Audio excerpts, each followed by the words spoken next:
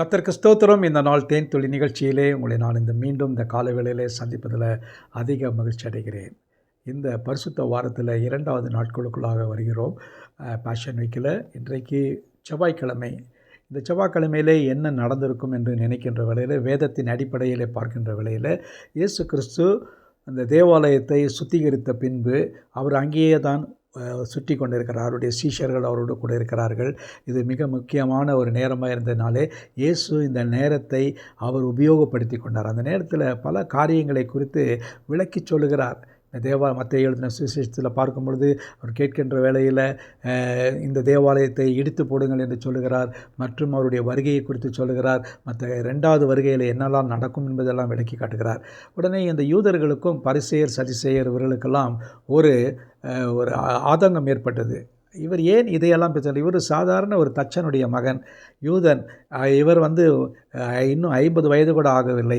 ஆனால் இவர் சொல்லுகிற காரியங்கள், மற்ற காரியங்கள் எல்லாம் பழைய ஏற்பாட்டிலே நியாயப்பிரமாணத்திற்கு இடரலாக இருக்கிறது, மாறுபட்டு காணப்படுகிறதே. இதெல்லாம் ஏன் நீர் செய்கிறீர் என்று அவரிடத்தில் கேட்கிறார்கள். அந்த இடத்துல மத்தேயு எழுதின சுவிசேஷத்தில் பார்க்கும் பொழுது 21ஆம் அதிகாரம் 23வது வசனத்தை நான் படிக்கிறேன். அவர் தேவாலயத்தில் வந்து உபதேசம் பண்ணுகையிலே பிரதான ஆசாரியரும் ஜனத்தின் மூப்பரும் அவரிடத்தில் வந்து, நீர் எந்த அதிகாரத்தினால் இவைகளை செய்கிறீர்? எந்த அதிகாரத்தை உமக்கு கொடுத்தவர் யார் என்று அவரை கேள்வி கேட்கிறார்கள்.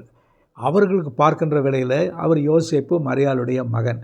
அவருக்கு சகோதரி இருக்காங்க. இவர் ஒரு சாதாரண யூத பிரஜையாகத்தான் அவருடைய கண்களுக்கு தெரிகிறது. அவருடைய கண்களுக்கு அவர் ஒரு தேவகுமாரனாக, தேவனுடைய மகனாக இந்த உலகத்திலே வந்து அவர் ஒரு பரிகாரத்தை மறிக்கப் போகிறார் என்கிற காரியங்கள்லாம் அவர் விளங்கலை. மேசியாலாம் இப்படிப்பட்ட நிலையில் வரமாட்டார், அவர் ஒரு ராஜாவாக வருவார் என்று தான் அவர்கள் நினைத்திருந்தாங்க. ஆனால் இவர் செய்கிற காரியங்களெல்லாம் அவர்களுடைய நினைவுகளுக்கு வித்தியாசமாக இருந்தது. எரேமியா தீர்க்கதரிசில புத்தகத்தில் சொல்லும்போல, உங்கள் நினைவுகள் என் நினைவுகள் அல்ல, என் நினைவுகளும் உங்களுடைய நினைவுகள் அல்ல. இந்த பரிசேயர் சதிசேயர் பிரதான ஆசாரியர் இவர்களுடைய நினைவுகள் வித்தியாசமாக இருந்தது. இவரை அவர்கள் ஏற்றுக்கொள்ளவில்லை. ஆனாலும் கூட அவர்களுக்குள்ளாக இருந்தது, இப்படிப்பட்ட அற்புதங்களையும் அடையாளங்களையும் செய்கிறாரே, ஒரு அதிகாரத்தோடு கொண்டு தேவாலயத்துக்குள் புகுந்து சவுக்கை உண்டு பண்ணி அங்கு விற்கிறவர்களையும் அவர்களையும் இதுவரை யாருமே செய்யாதிருக்கிறதான ஒரு காரியத்தை எப்படி செய்தார் என்று அவரிடத்தில் நேரடியாக கேள்வி கேட்கிறார்கள்.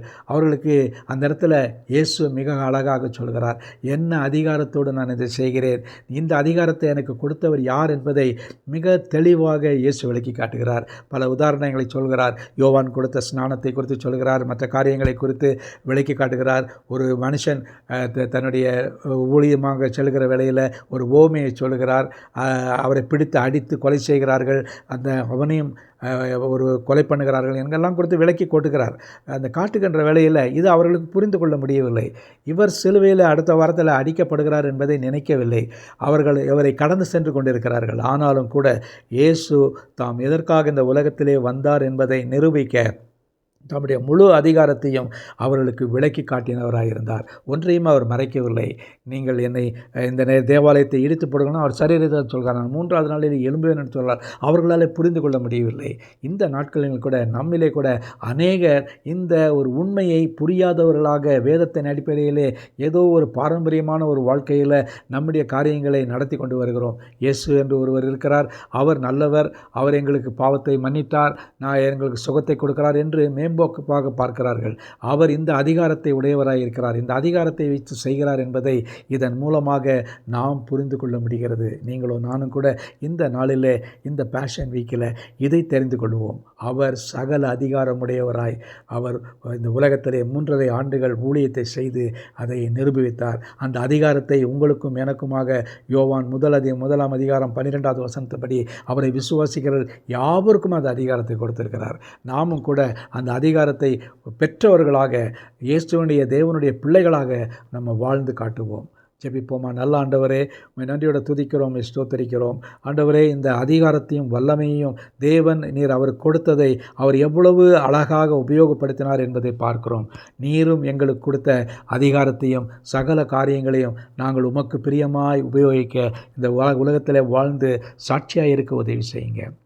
மீட்பர் இயேசுவின் நாமத்தில் ஜெபிக்கிறேன் நல்ல பிதாவே. ஆமேன், ஆமேன். கர்த்தர் உங்களை ஆசீர்வதிப்பாராக. இந்த நாள் ஒரு ஆசீர்வதிக்கப்பட்ட ஒரு நாளாக அமையட்டும்.